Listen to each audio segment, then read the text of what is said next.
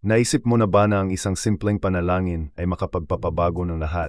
Nadatnan ni Catherine Bernardo ang sarili sa sandali ng pagdududa at takot, ngunit habang bumubulong siya na mapagpakumbabang salita, may paliwanag na nangyari. Isang sandali na nagpabago sa kanyang puso, nagpabago sa kanyang buhay, at nagsimulang hawakan ang mga nakapaligid sa kanya. Hindi ka maniniwala sa mga senyales na lumilitaw at ang hindi inaasahang pagtatagpo na nagpabago sa kanyang kapalaran. Ang bawat detalye, bawat emosyon, bawat lihim ay mabubunyag. Gusto mo bang matuklasan kung ano ang nangyayari kay Catherine Bernardo at kung paano ang isang simpleng kilos ay nag-trigger na malalim na pagbabago? Tara na sa video. Maalinsangan na hapon noon sa Quezon City, nagsisimula ng lumubog ang araw na nagpapakulay sa kalangitan ng kulay kahel at rosas. Mabilis na naglakad si Catherine Bernardo sa mga kalye malapit sa kapitbahayan na Eastwood, na nakashoot ng simpleng cap para itago sa kuryosidad ng mga dumadaan. Sa kabila ng pagiging isa sa pinakamamahal na artista sa Pilipinas, hindi ito araw para sa mga ngiti o ilaw ng kamera. Sa likod ng kanyang salaming pang-araw, ang kanyang mga mata ay may hindi nakikitang bigat, isang pagod na nagmumula hindi lamang sa kanyang abalang schedule, ngunit mula sa isang bagay na mas malalim, isang bagay na siya mismo ay nahirapang pangalanan. Nitong mga nakaraang buwan, nakaranas si Catherine na sunod-sunod na kawalan ng katiyakan na naging dahilan ng pagtatanong niya sa landas na tinahak niya sa buong buhay niya. Kilala siya ng publiko bilang isang masigla, malakas, at inspiradong dalaga. Ngunit ang totoo ay nang magsara ang mga pinto ng kanyang tahanan sa Taguig, nakaramdam siya ng kahinaan, halos mawala.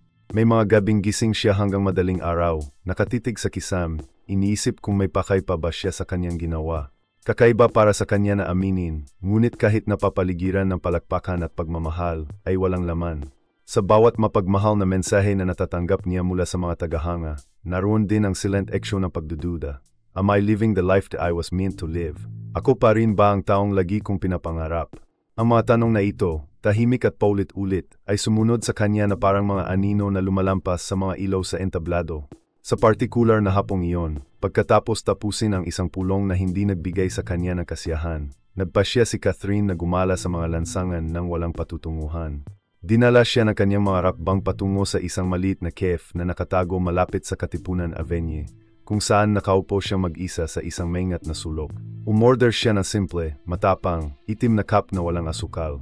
Habang pinagmamasdan niya ang pagmamadali sa labas, pakiramdam niya ay umikot ang mundo sa ibang bilis kaysa sa kanya. Ang mga tao ay nagtatawanan, nag-uusap, namumuhay sa kanilang pang-araw-araw na buhay, at siya, sa gitna ng karamihan, nakaramdam ng kakaibang paghihiwalay, na parang wala na siya saan man. Hindi mapakali ang puso ni Catherine. Ito ay hindi lamang tungkol sa trabaho, katanyagan, o mga responsibilidad. Ito ay isang bagay na mas kilalang kilala. Ang pakiramdam na nawala ang kanyang koneksyon sa kanyang sarili.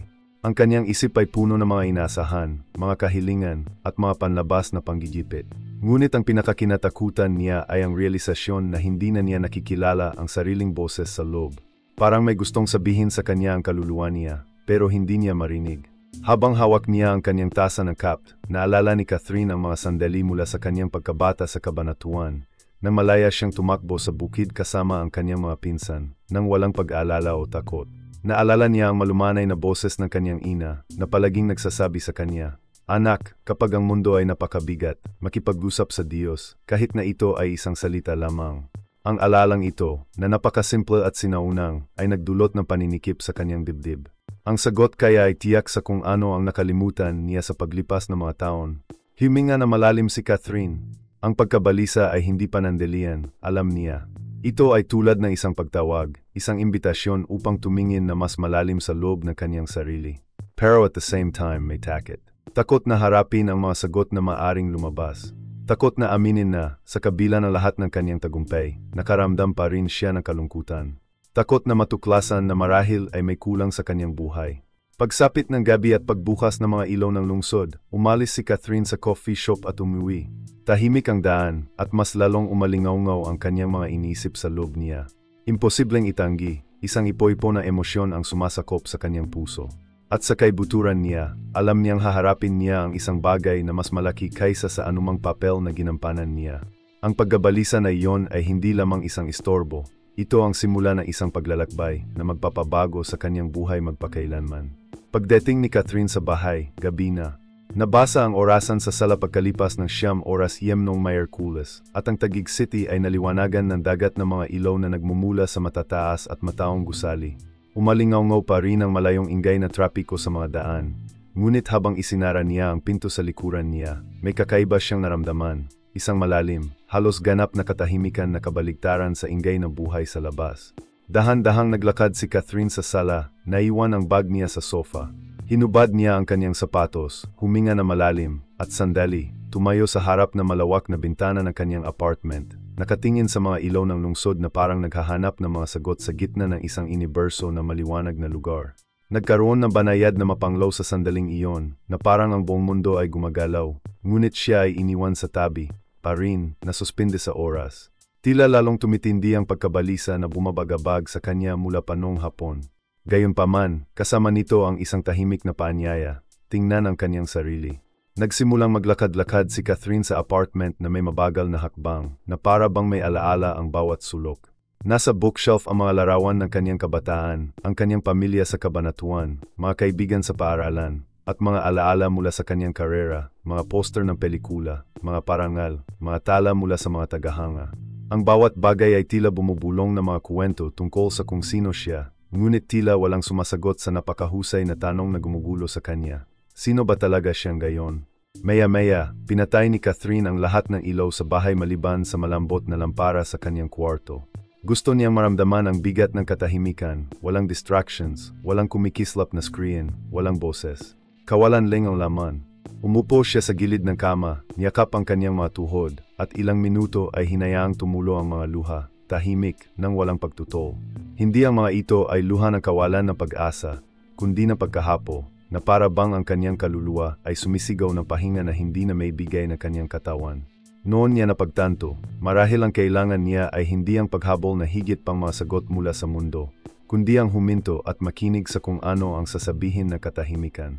Ito ay isang bagay na nakalimutan niya sa paglipas ng mga taon, nawala sa abalang mga schedule at walang katapusang mga pangako. Ang katahimikan ng gabi, na dating nakakatakot, ay nagsimulang maging isang maluwag na lugar. Pumikit-esay Catherine. Ang air conditioning ay naglabas ng isang mababa, matatag na tunog, halos hindi mahahalata, bilang isang backdrop sa kanyang mga inisip. Ang lungsod sa labas ay patuloy na nag-vibrate, ngunit sa loob ng silid, mayroong isang maingat na kapayapaan. At sa kaibahang ito ay may kakaiba siyang naramdaman, isang banayad, halos hindi mahahalata na salpok, na umakay sa kanya na gawin ang isang bagay na matagal na niyang hindi nagagawa. Naalala niya ang mga salita ng kanyang ina, na umalingaw-ngaw sa kanyang loob na parang isang buhay na alaala. Kapag binibigyan ka ng bigat na mundo, makipag-usap sa Diyos, kahit na sa kaunting salita. Napagtanto ni Catherine na, sa kabila ng paglaki na naririnig niya ang mga pariralang ito, ilang taon na ang nakalipas mula nang huminto siya sa pagdarasal. Palagi siyang nakakahanap ng mga dahilan, kakulangan ng oras, kawalan ng lakas, o kahit na ang pakiramdam na marahil ay hindi siya maririnig. Ngunit noong gabing iyon, ang katahimikan ay tila nagmamakaawa ng kasagutan.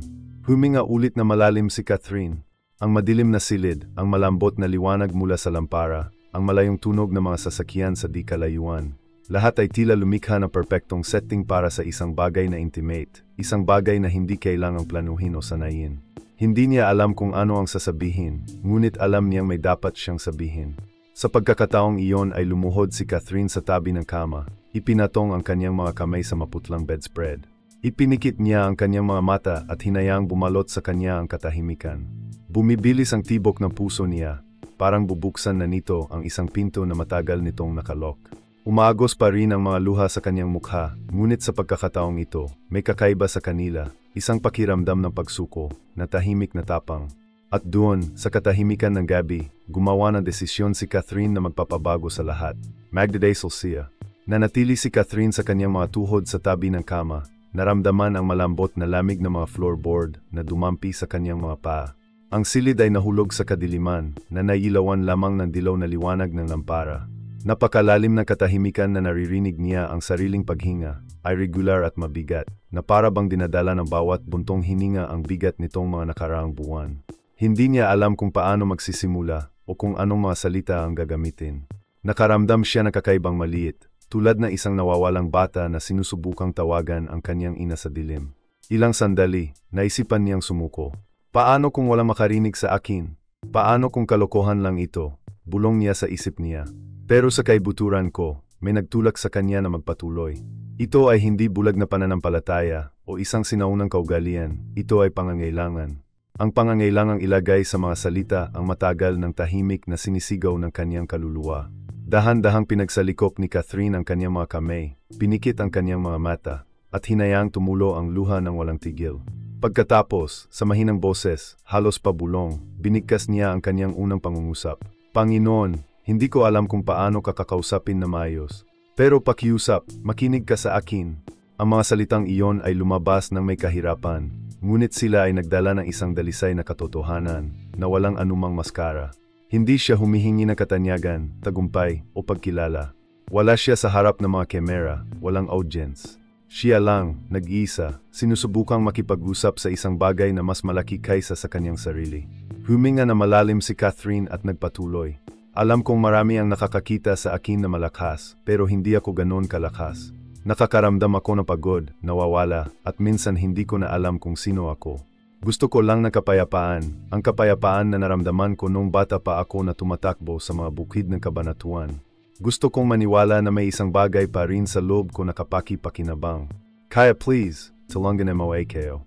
Huminto siya na matagal, hinayaan niyang basahin ng luha ang kanyang mga kamay.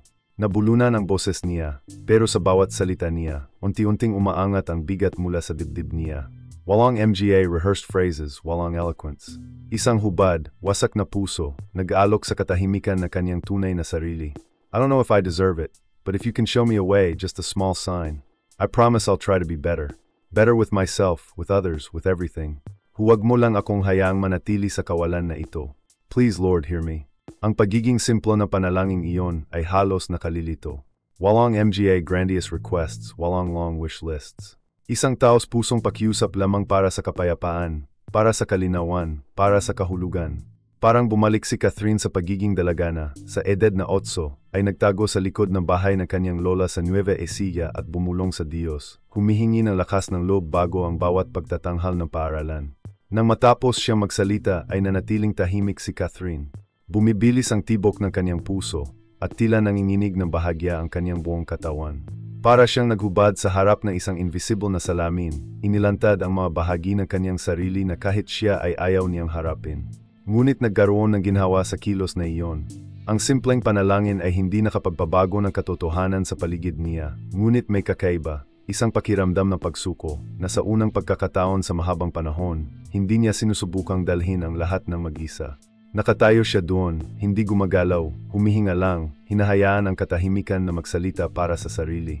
At, nakakagulat, ang katahimikang iyon ay hindi na naramdamang walang laman.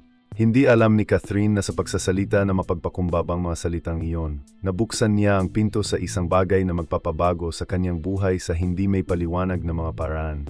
Si Catherine ay nanatiling nakaluhod na mahabang minuto sa katahimikan matapos ibulong ang simpleng panalangin na iyon.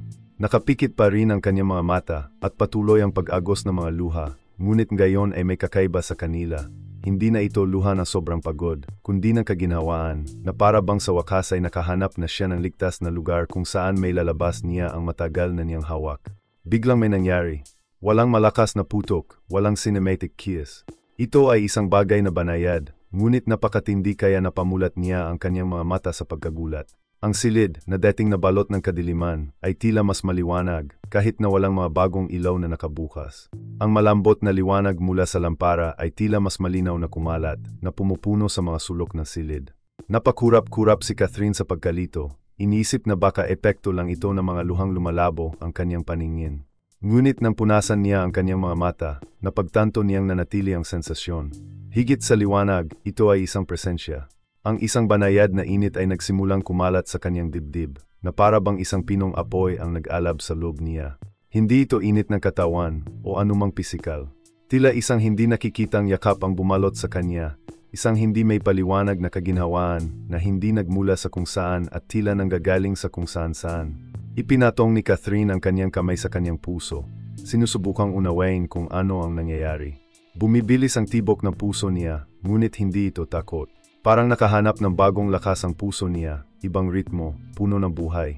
Sa bawat pagpintig, naramdaman niya ang pag-akyat ng enerhiya sa kanyang isipan. na nagdadala ng hindi inaasahang kalinawan. Ang kanyang mga iniisip na hanggang noon ay isang nalilitong ipo-ipo ay nagsimulang kumolma, tulad ng mga alon na sa wakas ay nakahanap ng kapahingahan pagkatapos ng isang bagyo. Sa sandaling iyon, isang matingkad, halos nasasalat na alaala ang lumitaw. Nakita niyang muli ang sarili sa 10 taong gulang, nakaupo sa kahoy na bangko na maliit na kapilya sa kabanatuan, katabi ng kanyang lola. Naalala niya ang amoy na nasusunog ng mga kandila, ang mahinang tunog ng mga taong sama-samang nagdarasal, at ang pakiramdam ng kapayapaan na tila bumabalot sa lugar. Ang alaalang iyon ay hindi lamang isang alaala, para bang ito ay nangyayari muli sa loob niya, na nagbabalik ng parehong katahimikan ng pagkabata. Ngumiti si Catherine na may luha pa rin sa mga mata. Hindi niya ito may paliwanag. Walang lohika, walang pang-agham o makatwirang paliwanag na maaring mag-account para dito. Ito ay hindi may paliwanag, at gayon pa man ito ay totoo. Ang katahimikan sa silid ay tila napalitan ng buhay, puno ng kahulugan. Gumaan ang pakiramdam ng hangin sa paligid, at maging ang paghinga niya ay madaling dumaloy, na para bang kakawala lang niya sa bigat na bumulong sa kanya ng ilang buwan. Dahan-dahan siyang tumayo, nararamdaman pa rin ang enerhiyang dumadaloy sa kanyang katawan. Pumunta siya sa bintana at binuksan ang mga kurtina. Sa labas, buhay ang lungsod na Maynila, na naliliwanagan ng libu-libong artipisyal na ilaw. Pero ngayon, iba ang pakiramdam. Tumingala si Catherine sa langit at, sa kabila ng polusyon ng liwanag ng lungsod, ay nakakita siya ng isang bituin na nagniningning ng maliwanag, nag-iisa, sa itaas ng mga gusali. Isa lang itong bituin, maaring nagkataon lang, ngunit para sa kanya, parang isang senyales iyon. Isang nahihiyang ngiti ang sumilay sa kanyang mga labi. Walang mga tinig mula sa langit, walang mga kamangha-manghang himala. Ngunit mayroong isang bagay doon, isang bagay na direktang nagsasalita sa kanyang puso. Isang tahimik na bulong na nagsasabing, hindi ka nag-iisa. At sapat na iyon. Sapat na para ma-realize ni Catherine na may nagbago. Ang simpleng panalangin ay tumagos sa katahimikan at, sa ilang paraan na hindi niya maintindihan, ay nasagot.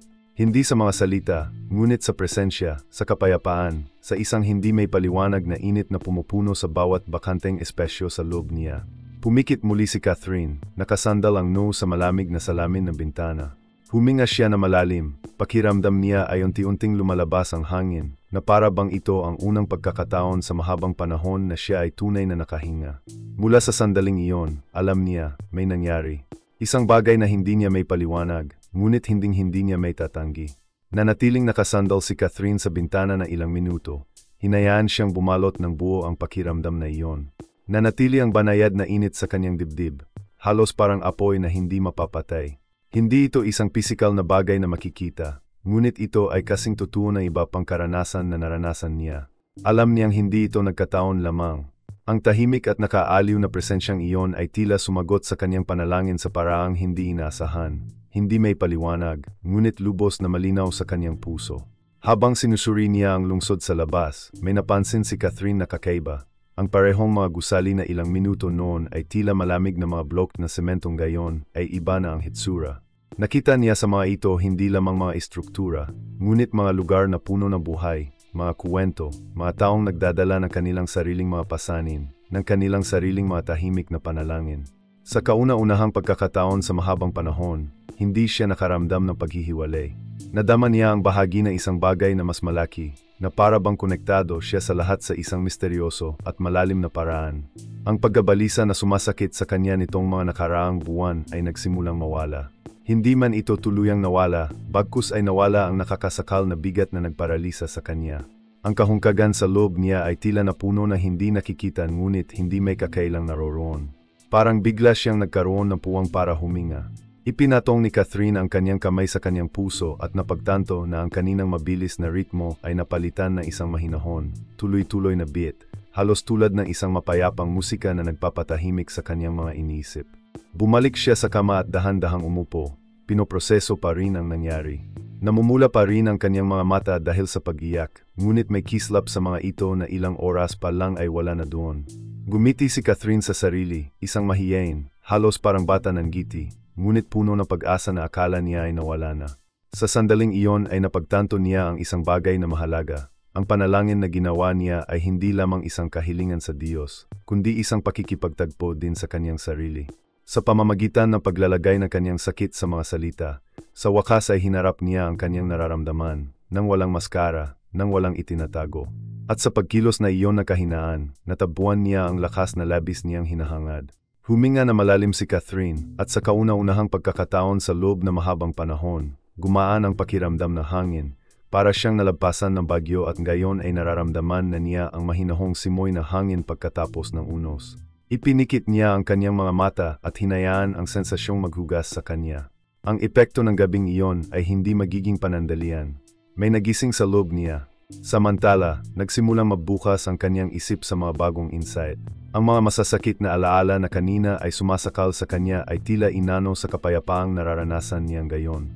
Naisip niya ang mga fans na palaging sumusuporta sa kanya, ang mga kaibigan na nasa tabi niya kahit na sa pinakamahirap na panahon, at lalo na ang pamilyang hindi tumitigil sa paniniwala sa kanya. Sa unang pagkakataon sa mga buwan, nadama ni Catherine ang tunay na pasasalamat, hindi lamang isang obligasyon na magpasalamat. Ipinakita sa kanya ng gabing iyon na hindi palaging kailangan ng mga dakilang galaw o detalyadong salita upang makahanap ng kahulugan. Sapat na ang pagiging taos-puso, kahit ilang simpleng pangungusap lang na binibigkas sa luha. Para bang natuklasan niya ang isang lihim na nakatago sa simpleng paningin. Ang lakas ay hindi sa pagpapakitang hindi matitinag, kundi sa pagpayag sa sarili na maging mahina. Napatingin muli si Catherine sa bituin na nagniningning mag-isa sa langit ng Maynila. Ang maliit na punto na liwanag na iyon, na halos mapatay na liwanag na polusyon, ay tila nagsabi sa kanya ng isang bagay na mahalaga.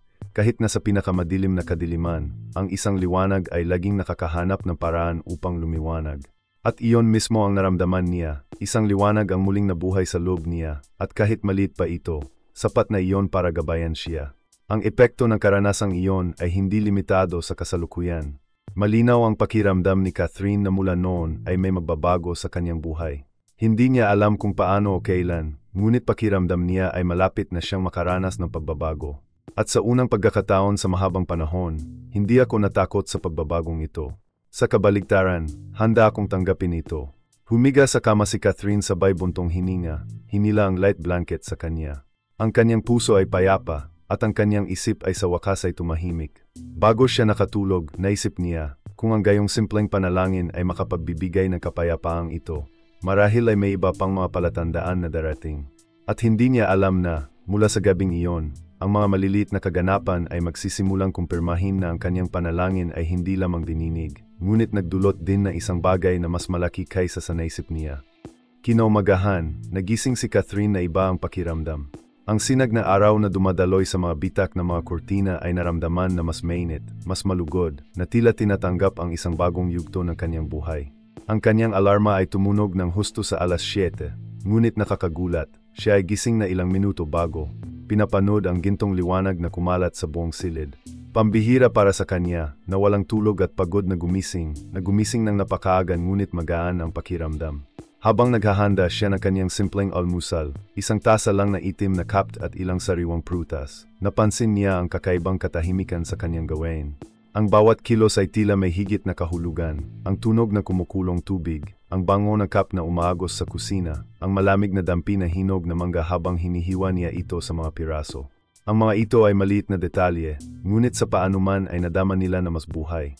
Napangiti si Catherine sa sarili, naalala ang panalangin noong nakaraang gabi, at iniisip kung hindi lang siya mas sensitibo. Ngunit habang lumilipas ang araw, ang mga palatandaan ay naging napakalinaw upang maging mga pagkakataon lamang. Umagang-umaga, nakatanggap siya na hindi inaasahang mensahe mula sa kaibigang si Julia Montes. Nabasa ang teksto, "Kath, gusto ko lang sabihin na iniisip kita ngayon. Naalala ko nung mga teenager tayo at marami tayong pinangarap na magkasama. You're stronger than you think. I love you." Natigilan si Catherine na ilang segundo, nakatitig sa screen. Hindi alam ni Julia kung ano ang nangyari noong nakaraang gabi, gayunpaman, ang mga salitang iyon ang eksaktong kailangan niyang marinig. Makalipas ang ilang oras, habang patungo siya sa isang pulong sa Makati, naging magulo ang trapiko sa EDSA. Ngunit imbes na ang iritasyon na laging nananaig sa kanya sa mga ganitong sitwasyon, may kung ano sa loob niya ang nagpalingalinga sa paligid. Sa bintana ng kotse, nakita niya ang isang simple ngunit nakakaantig na eksena. Isang batang lalaki na humigit kumulang 8 taong gulang na nagtitinda ng candy sa isang traffic light. Nakangiti na parang dinadala niya ang buong mundo sa ganoong kilos. Naramdaman ni Catherine na namumula ang kanyang mga mata. Ito ay hindi lamang pakikirame, Para bang ang ngiting iyon ay isang tahimik na mensahe na ang kaligayahan ay hindi nakasalalay sa mga pangyayari, ngunit sa kung paano pipiliin ng isang tao na tingnan ang buhay. Pagdating sa pulong, isa pang detalye ang nakatawag sa kanyang atensyon. Ang kapaligiran, na karaniwang tense at puno ng mga pangangailangan, ay tila mas magaan.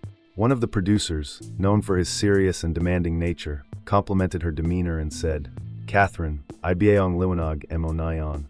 Mas ningning ka." Siya ay tumawa, nataranta, hindi sigurado kung ano ang isasagot.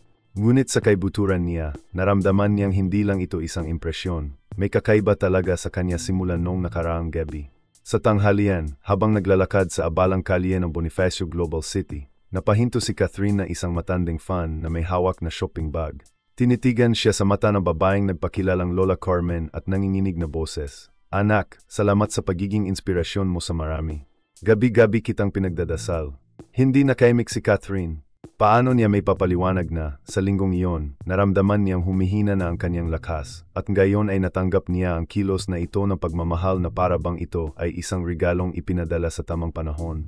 Habang nagdadrive siya pauwi na hapong iyon, inisip niya ang lahat na nangyari. Ang mga ito ay hindi mga himala sa kagilagilalas na kahulugan, ngunit malilit na bagay na nagdaragdag ng perpekto, na para bang ang universo ay nagpapadala sa kanya ng mga pira-pirasong sagot, na nakahanay sa mga piraso ng isang hindi nakikitang palaisipan. Bawat detalye ay tila nagpapatunay na ang kanyang panalangin noong nakaraang gabi ay hindi nasayang. At habang pinag-iisipan niya ito, napagtanto niya ang isang bagay na mas makapangyarihan. Ang tunay na pagbabago ay hindi lamang sa kung ano ang nakikita niya sa kanyang paligid, ngunit sa kung paano siya mismo ay tumitingin sa mundo. Ang dati hindi napapansin ay naging mga palatandaan, mga mensaheng nakatago sa simpleng kilos, sa salita ng mga kaibigan, sa hitsura ng mga estranghero. Pakiramdam ni Catherine ay natututo siyang makinig. Hindi sa tenga niya, kundi sa puso niya.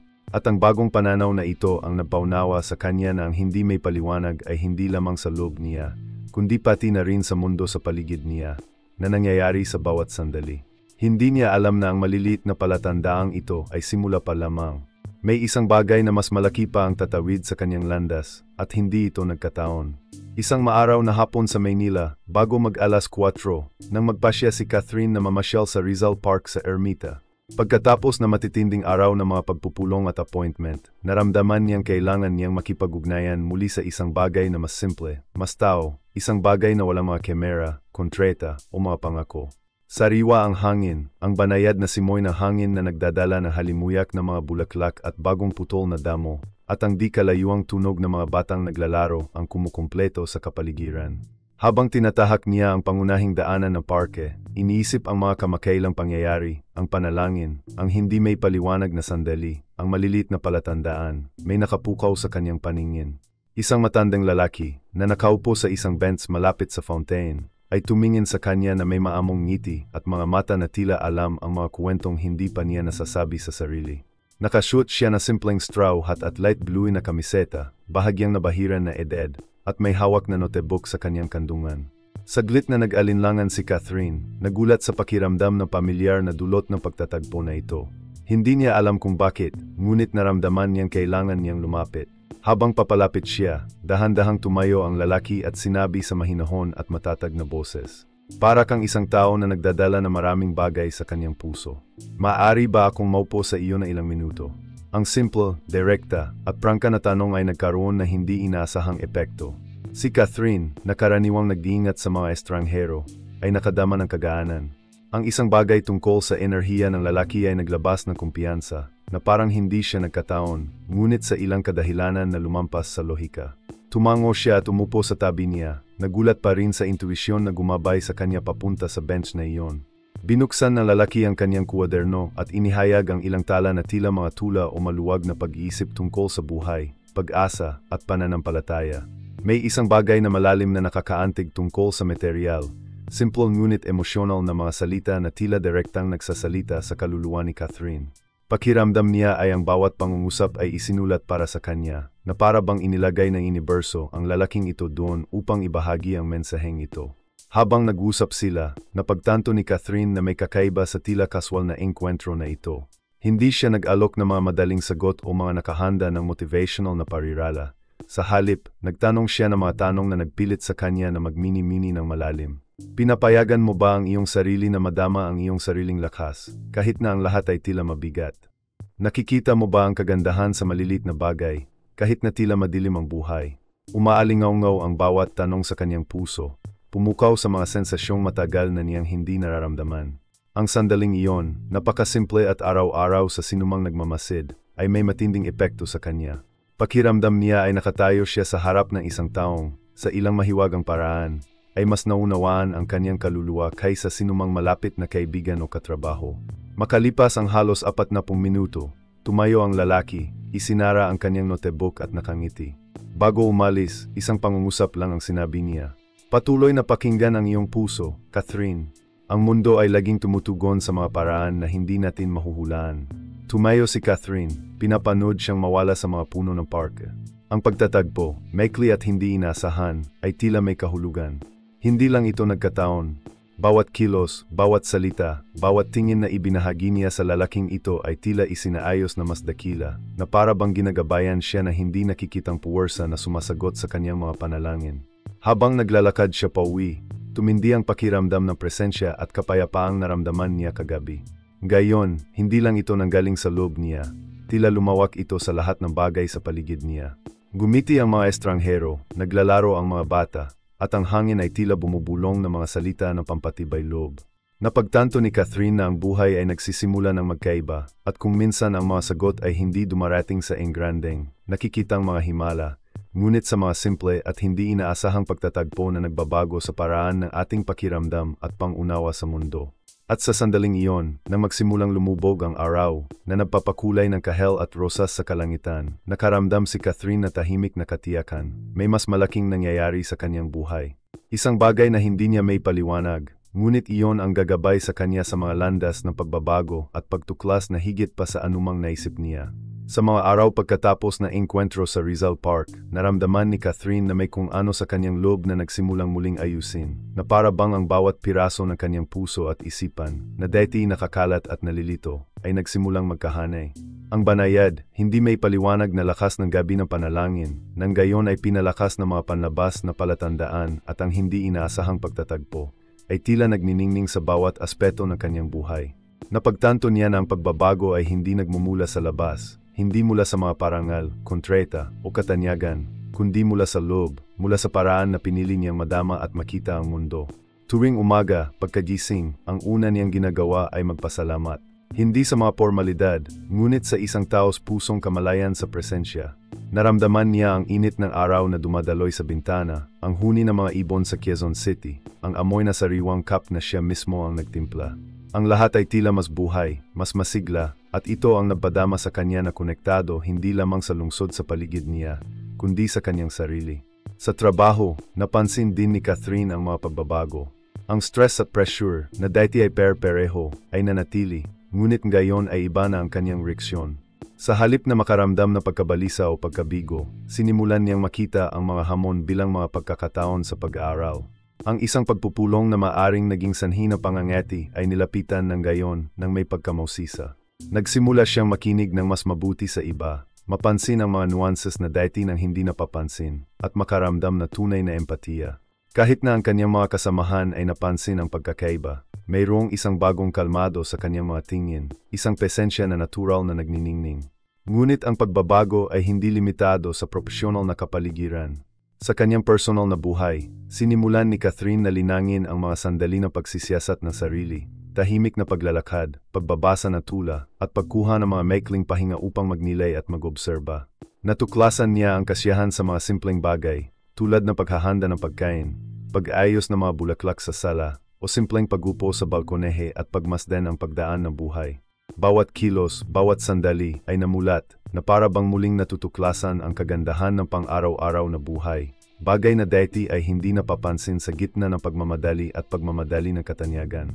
Ang pinakamalalim na epekto, gayunpaman, ay sa loob ng kanyang sariling pangunawa.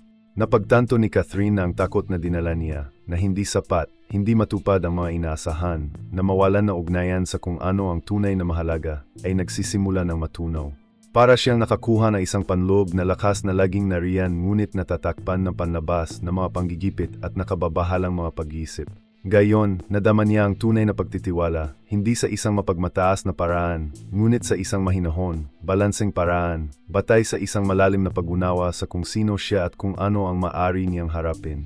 Sa prosesong ito, nagsimula ring mapansin ni Catherine kung paano naging mas malinaw at mas madaling maunawaan ang kanyang mga emosyon, na dating magulo at magulo. Hindi na siya pinabigat ng kalungkutan, hindi na siya nilalamon ng galit, at simpleng kagalakan ang naramdaman ng may tindi at pasasalamat. Ang panalangin noong nakaraang gabi ay ang unang hakbang, at ngayon ang bawat maliit na palatandaan, bawat pagtatagpo, at bawat karanasan ay idinagdag upang palakasin ang bagong emosyonal na kalabayang ito. Pakiramdam niya ay hindi lamang siya nagpapagaling ng mga lumang sugat kundi pati na rin ang pagbuo ng isang mas may kamalayan at mahabagin na bersyon ng kanyang sarili. Isang hapon, habang naglalakad sa Roxas Boulevard, pinagmamasdan ang karagatan na sumasalamin sa liwanag ng papalubog na araw. Napagtanto ni Catherine na isang bagong ritmo ang lumitaw sa kanyang buhay. Ang panloob na pagbabagong anyo ay hindi dramatiko, at hindi rin ito dumating na may mga kamangha-manghang epekto, ngunit ito ay malalim at tumatagal. Pakiramdam niya ay mas naroroon siya, mas konektado sa iba at, higit sa lahat, sa sarili niya. Ang hindi may paliwanag ay naging nahahawakan sa isang tahimik na paraan. Hindi niya kailangan ng mga panlabas na palatandaan upang malaman na may isang bagay sa loob niya ay nagbago magpakailanman. At habang nakahiga siya sa kamanong gabing iyon, bago ipinikit ang kanyang mga mata, naramdaman ni Catherine ang isang pakiramdam na hindi alam hanggang noon, ngunit hindi may kakailan na totoo. Ang kaalaman na ang bawat hakbang, bawat panalangin, bawat maliit na pagtatagpo, ay bumubuo ng landas na hindi lamang magpapabago sa kanya, ngunit maghahanda sa kanya na hawakan ang buhay ng iba, na naghahatid ng inspirasyon at pag-asa sa mga paraang hindi pa niya maiisip. Sa mga linggo kasunod ng kanyang panloob na pagbabago, nagsimulang mapansin ni Catherine ang isang bagay na hindi inaasahan. Ang mga pagbabago sa loob niya ay hindi lamang nakakaapekto sa kanyang sariling buhay, kundi pati na rin sa mga taong nakapaligid sa kanya. Para bang ang kalmado, positibong enerhiya na tahimik niyang nagising ay nagsimulang humipo sa ibang mga puso, na lumikha na isang ripple effect na ikinagulat niya kahit na. Nagsimula ang lahat ng subtly. Sa isang rehearsal session para sa isang bagong proyekto sa Makati, napagtanto ni Catherine na ang kanyang kalmado at pagkasikaso ay nakaka-impluwensya sa kanyang mga kasamahan. Ang karaniwang panahunan at puno ng pressure na kapaligiran ay naging mas magaan. Pinupuri siya ng director na dati ay sumasagi sa kanyang malupit na pamumuna, hindi lamang dahil sa kanyang talento, kundi pati na rin sa kanyang kalmadong pag-ugali na nagbibigay ng kumpiyansa. Hinanap siya ng mga batang kasamahan para sa payo kung paano haharapin ang pagkabalisa at stress, at siya, na dati ay walang katiyakan sa kanyang kakayahang gabayan ng iba, ay nakatuklas na tunay na kasiyahan sa pagbabahagi ng mga karanasan at mga salita ng pampatibay loob. Sa social media, may kakaiba ring nagsimulang mangyari. Ang mga mensahe na tagahanga, kadalasang maikli at direkta, ay nagsimulang magkaroon ng mas personal na tono. Isang ina mula sa Cebu ang nagpadala ng liham na nagsasabing nalampasan ng kanyang teenager na anak na babae, na inspirasyon ng kamakailang video ni Catherine, ang kanyang takot na sumali sa isang pagtatanghal sa paaralan. Isang binata sa Davao ang nagulat na pagkatapos manood ng isang panayam kung saan nagsalita si Catherine tungkol sa tiyaga at pag-asa. Nakaramdam siya ng motibasyon na bumalik sa mga pag-aaral na kanyang tinalikuran ilang taon na ang nakakaraan. Ang bawat mensahe ay maliit ngunit makapangyarihan, at nadama ni Catherine na ang simpleng panalangin sa gabi sa Taguig ay napakawala ng isang alon na inspirasyon na umabot sa mga tao sa malayo, nakaantig sa mga buhay na hindi niya akalain. Kahit na sa pang-araw-araw na pakikipag-ugnayan, ang mga epekto ay kapansin-pansin. Ang isang street vendor sa Quezon City, na kanyang binabati araw-araw, ay tila mas animated, mas kumpiyansa. Ang mga kasama sa GYM ay nagkomento na ang kapaligiran ng pag-ihersisyo ay nadama na mas magaan at mas masaya. Ang mga kapitbahay ay sumalubong sa kanya ng isang bagong init, na parang kinikilala, nang hindi alam kung bakit, ang liwanag ng gayon ay nagmumula sa kanya. Ang impluensya ni Catherine ay hindi nagmula sa mga magarang salita o mga dramatikong kilos, ngunit mula sa isang bagay na mas malalim, ang pagiging tunay at kalmado na dala niyang gayon. May mga pagkakataong upo siyang mag-isa, pinag-isipan ang lahat ng ito, at magkahalong pasasalamat at pagkamangha. Paanong ang isang bagay na napakasimple, isang maikli, taos pusong panalangin, ay nagdulot ng gayong makabuluhang pagbabago. Para bang ang bawat maliit na pagkilos na tao ay may kapangyarihang lumikha ng di nakikitang mga ripples, nakakaantig na mga buhay sa misteryoso, hindi inaasahang at malalim na paraan. Nagsimulang napagtanto ni Catherine na hindi lang siya isang tatanggap ng mga karanasang ito, siya rin ang pinagmumulan ng kanilang epekto, kahit na hindi ito lubos na namamalayan. Isa sa mga hindi malilimutang sandali ay naganap sa isang hindi inaasahang pagbisita sa komunidad na maliit, kung saan nakilala ni Catherine ang isang grupo ng mga batang artista na nagpupumilit na ituloy ang kanilang mga karera. Habang ibinahagi niya ang kanyang sariling mga karanasan sa kahinaan, sa mga gabing nadama niyang nawala, at sa lakas na natagpuan niya sa panalangin, nakita niya ang isang kislap ng pag-asa sa kanilang mga mata na hindi pa naroroon. Lumitaw ang mga mahiyeng ngiti, nagliwanag ang dating pagod na mga mata, at naunawaan niya na ang kanyang mga salita, gaano man kasimple, ay may kapangyarihang baguhin ang mga pananaw at muling buhayin ang mga pangarap. Napansin din ni Catherine na naramdaman na kanyang pamilya ang mga pagbabago. Ang kanyang ina, na nakikita siyang mas matahimik at kumpiyansa, ay buong pagmamalaki na nabahagi ng mga kwento ng mga kaibigan at kakilala na nagkomento sa bagong enerhiya na naramdaman nila sa kanya. Napansin ng kanyang mga pinsan at malalapit na kaibigan na siya ay naging mas naroroon, mas nakikiramay, at ito ay napatibay ng mga bono na dati ay nabuo lamang sa pamamagitan ng gawain o obligasyon. Bawat kilos ng pagmamahal at atensyon na inaalay niyang gayon ay tila may epekto, na nakaantig sa mga buhay na kung hindi ay nanatiling malayo. At kaya, napagtanto ni Catherine na ang panloob na pagbabago ay hindi lamang isang personal na karanasan, ngunit isang catalyst para sa panlabas na pagbabago. Ang kanyang simpleng panalangin, na binikas niya ng may kababaang loob at damdamin, ay nabunsod hindi lamang na isang paglalakbay ng pagtuklas sa sarili, kundi isang serye na maliliit, tahimik, araw-araw na mga himala na umantig sa mga puso sa buong Maynila at higit pa. Ang enerhiya na nagsimula sa loob niya, hindi inaasahan at hindi may paliwanag, ay kumalat sa mundo sa paligid niya, na nagpapatunay na kung minsan, ang tunay na salamangka ay nasa pinakasimpleng bagay at sa pagiging tunay na pusoing tao. Pakiramdam ni Catherine ay nasa simula pa lamang siya ng isang bagay na mas malaki, isang bagay na hindi niya masusukat o makontrol, ngunit nagtuturo sa kanya, araw-araw, na ang kanyang buhay ay may layunin hindi lamang para sa kanya, kundi para sa lahat ng tumawid sa kanyang landas. Nang gabing iyon, muling naupo si Catherine sa may bintana ng kanyang apartment sa Taguig, pinagmamasdan ang lungsod na nagliliwanag na parang mosaic na magkakaugnay ng mga kuwento, buhay, at pangarap. Sariwa ang hangin, dala nito ang mahinang amoy ng ulan na bumagsak kanina. Mayroong isang bagay na kakit-akit tungkol sa sandali, ngunit hindi sa kamanghamanghang kahulugan. Ito ay isang tahimik, banayad na salamangka na umantig sa kanyang puso at pinupuno ang espasyo sa paligid niya ng kahulugan. Habang pinagmamasdan niya ang mga liwanag na Maynila, naalala niya ang buong paglalakbay niya kamakailan, ang simpleng panalangin, ang hindi may paliwanag na sandali na naramdaman niya sa kanyang puso, ang mga banayad na palatandaan na lumitaw sa mga araw, at ang hindi inaasahang pagtatagpo sa Rizal Park. Ang bawat karanasan ay naging isang mahalagang piraso, isang tala na binubuo na himig na isang pagbabagong hindi lamang nakaapekto sa kanya ngunit umalingaungaw sa hindi mabilang na mga buhay sa paligid niya. Huminga na malalim si Catherine at ngumiti na mahina. Sa unang pagkakataon, naunawaan niya ng malinaw at malalim ang isang bagay na lagi niyang naririnig ngunit bihirang tunay na nararamdaman. Ang buhay ay isang web na hindi nakikitang mga koneksyon, at bawat taos pusong pagkilos, bawat tunay na damdamin, ay umaalingaungaw sa mga paraang hindi natin masusukat. Ang kanyang panalangin, na binibigkas ng may kababaang loob at kahinaan, ay naging simula ng isang pagkakasunod-sunod na nagbago hindi lamang sa kanyang sarili kundi pati na rin sa buhay ng mga naantig niya, direkta o hindi direkta. Sa pag-iisip niya, naalala niya ang mensahe ng kaibigang si Julia, ang ngiti ng bata sa traffic light, ang papuri ng principal, ang sulat ng ina ng fan sa Cebu, at ang grupo ng mga batang artista sa Malet. Ang lahat na maliliit na kaganapang ito ay magkakaugnay, na bumubuo ng isang hindi nakikitang tapiserya ng positibong epekto.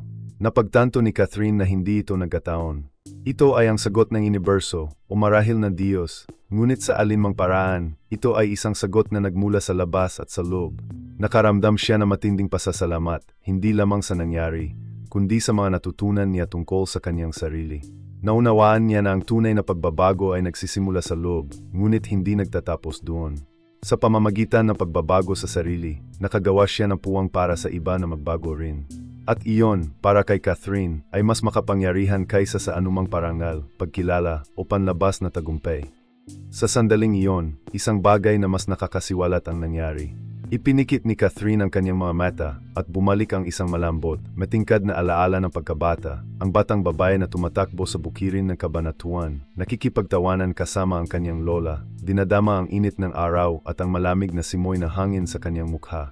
Sa sandaling iyon, napagtanto niya na hindi niya kailanman nawala ang kakanyahan na iyon. Nakalimutan lamang ito sa gitna ng mga responsibilidad, inaasahan, at panggigipit ng pagiging may sapat na gulang.